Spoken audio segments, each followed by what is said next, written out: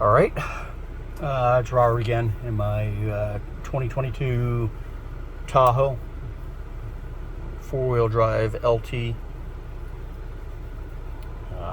Ordered May of 2021, came in January of 2022.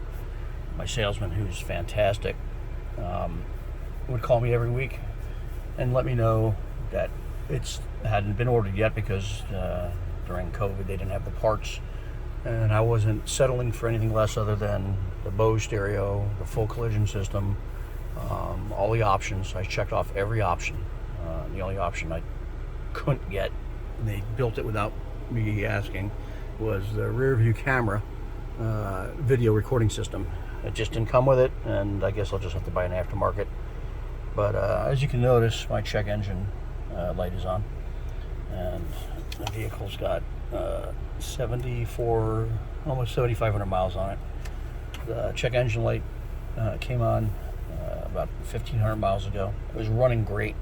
I was doing, I have pictures of it in the city, 17 to 21 in the highway. After about 5 miles, 10 miles, I was up at 24, and the highest I gotten so far, and that was traveling maybe 25 miles, 30 miles, was around 28.4 miles at a gallon. And that was around 70 miles per hour. Sure, I can do better if I slowed up a little bit or go further. I haven't gone so far yet. But anyway, the check engine light. The truck started off by doing some strange things. It would come up with these the forward collision system would just go off randomly, putting up those 3 lights with a loud beeping noise when there was nobody in front of me. And or you're going around bends and corners, it was misreading trees or whatever. Just absolutely driving me insane. And then the few times, especially driving in South Florida, where I'm on the throttle and traffic stops pretty fast and I'm on the brake really hard, it doesn't go off, so it's working opposite. That was one of the first things that I've noticed. And that was before the check engine light came on. And then I started getting some other odd things were happening, like this radio would just, after like the collision light would go off, the radio would just stop, freeze, and I couldn't do anything to start it back up again. No matter what I did, turn it on, turn it off, I would have to stop the truck, turn the truck off, turn the truck back on, and then the radio would come back on. This car, I didn't even know, the back hatch, at nighttime you can see it has a little Chevy emblem below the bumper on the right side. You're supposed to be able to swipe your feet under it, and the hatch is supposed to pop open. It worked for my salesman. It works maybe 1 out of 10 times for me when I try using it. And I look like an idiot swinging my right foot back and forth under my bumper, hoping to open the tailgate, and it won't open up. So that's not working. So I just don't do that anymore. I just use my hand. When the check engine light came on, I started getting some other weird issues. And actually, I wrote a list for the dealer. And this all occurred within a period of about a week. It just, all this stuff just started popping up. Okay, I don't know why the check engine light's on. I actually tried some fixes on the internet where they tell you to drain your battery down, turn the light on. Well, when you unplug the battery with this thing, which is just using a 10 millimeter bolt, and it tells you to do this, do that, and use the headlight, you can't turn the headlights on this thing to drain the battery down to let the ECU reset.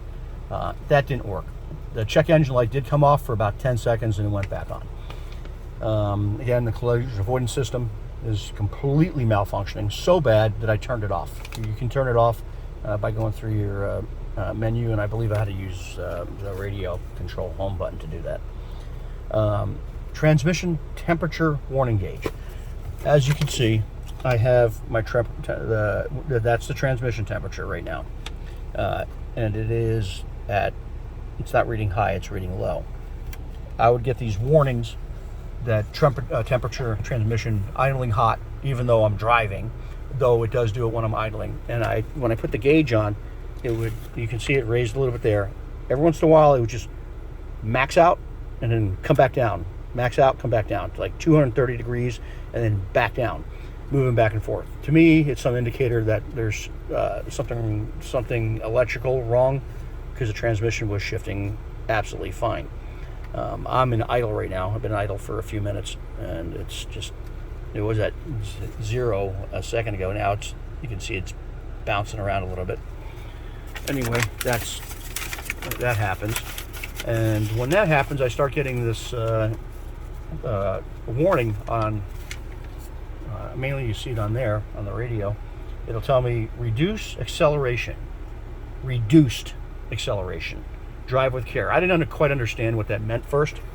Reduced acceleration, drive with care. I thought maybe at first it dealt with the way I was driving. Was I going too fast? Maybe it detects that I'm going to run into something. I don't know. Well, I didn't really look at the reduced part of it. I always think it said reduced acceleration. I looked it up on the internet, and basically what it does is telling me that the truck's going to have reduced acceleration.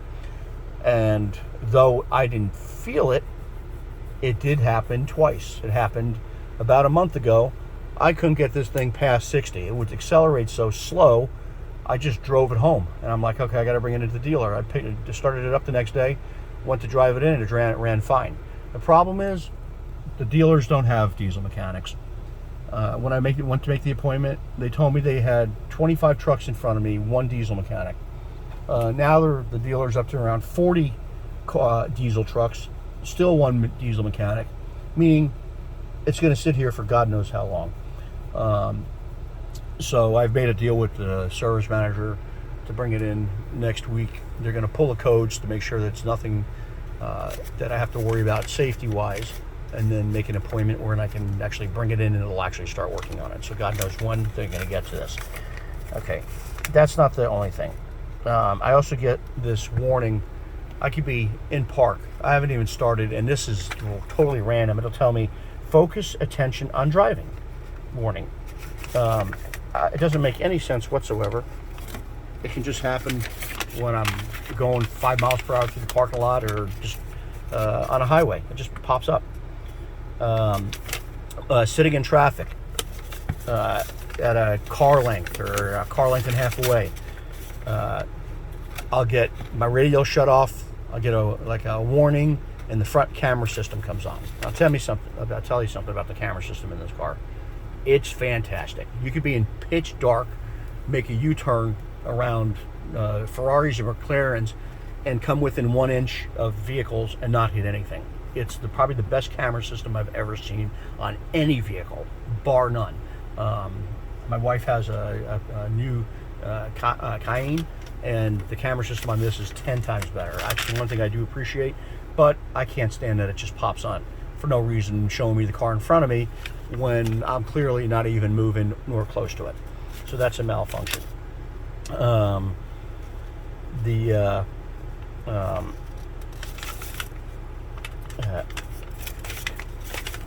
When I spoke to the service manager, at first, the guy who sold me the car told me who to go see in the service department. And when I went to see him, he explained to me the shortage of mechanics for diesels and the backlog. As a matter of fact, I was told that the diesel mechanic had worked so hard he almost got heat exhaustion one day and had to call in sick the next day.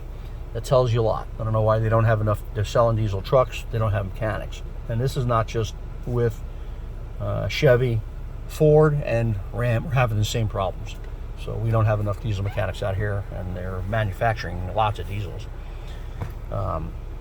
So I spoke to the service manager. He was pretty honest with me, and he told me, again, I'm not mentioning the dealer I bought it from, who they are, as I do like them, and I appreciate their honesty, that the Tahoes, the 2021s and up, they are having major issues with the wiring harnesses. He told me that the wiring that they're using, GM's using, is getting thinner and thinner and thinner. And he says sometimes they can fix the problem, sometimes they cannot. And when they cannot, they replace the whole wiring harness. Now I went up underneath the hood, being pretty mechanically inclined, And I looked at it, and honestly, the wires do look thin and cheap. And the connectors are not as strong as they used to be. I mean, they're cheap. And they're putting these things in, they call them a light-duty diesel. My 2016 Tahoe with my 5.3 in it it always ran good. It had a couple of issues. Tranny issue one point. Engine mounts kept breaking. But other than that, it was a really good running truck.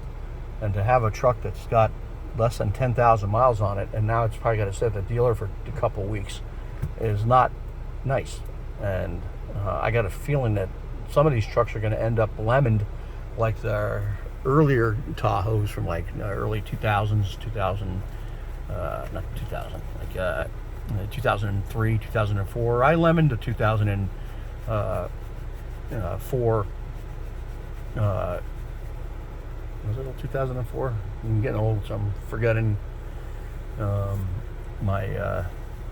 2004 Tahoe with that engine vibration problem they had, where they changed the firing order, and it would leave the exhaust vibrating. It would actually destroy your hearing sitting still. They finally bought the vehicle back. They bought hundreds of cars back. Well, I got a feeling GM's going to start buying back some of these cars, because if a wiring harness is replaced, what are they replacing with? The same wiring harness? Does that mean that the same problems are going to keep occurring? I want to be able to know that I can hop in this truck and drive it to Alaska and back and not have a problem. Right now, I won't drive it out of the county.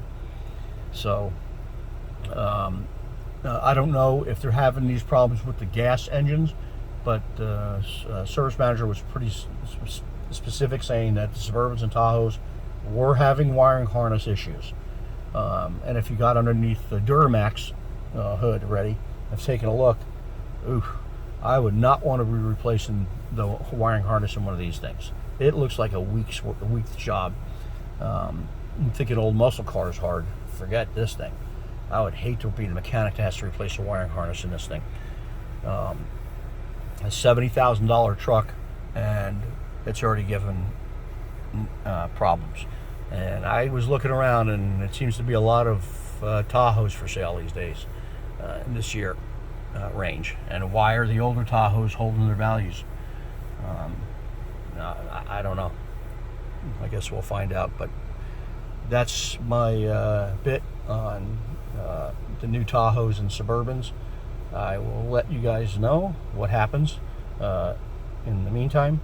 But you can see my fuel economy has gone to crap, basically. That's crazy, especially with the amount of how much diesel costs. Though I did find it for $5 a gallon the other day, which is rare. Anyway, I'll let you know when they fix the problem. I'll see if anybody else has the same problems. Apparently they are. It's just not coming out yet. Alright, it's Robert signing off. I know this is a boring video. I'm gonna fall asleep myself.